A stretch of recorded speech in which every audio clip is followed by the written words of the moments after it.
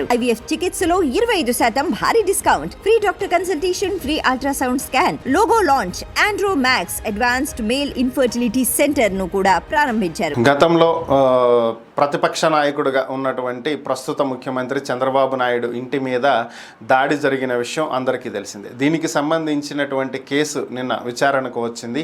అంటే ఈ కేసులో ఆరోపణలు ఎదుర్కొంటున్నటువంటి మాజీ మంత్రి జోగి రమేష్ ముందస్తు బెయిల్ పిటిషన్ దాఖలు చేసినటువంటి నేపథ్యంలో ఈ పిటిషన్ విచారణ సందర్భంగా ప్రభుత్వం తరపున వాదనలు వినిపించినటువంటి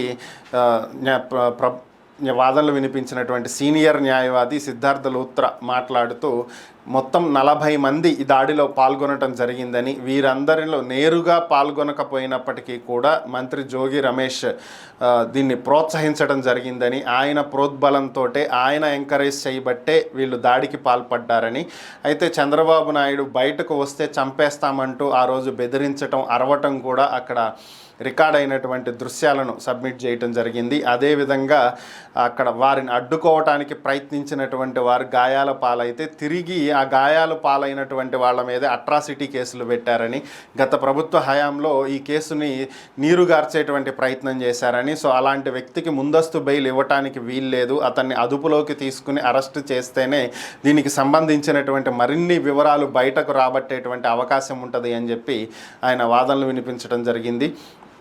ఇక జోగి రమేష్ తరపున వాదనలు వినిపించినటువంటి న్యాయవాదులు ఆయనకు బెయిల్ మంజూరు చేయాలని, కావాలనే రాజకీయ కక్షతోటి కుట్రతోటి ఆయన్ని కేసులో ఇరికిస్తున్నారని చెప్పి వాదనలు వినిపించారు.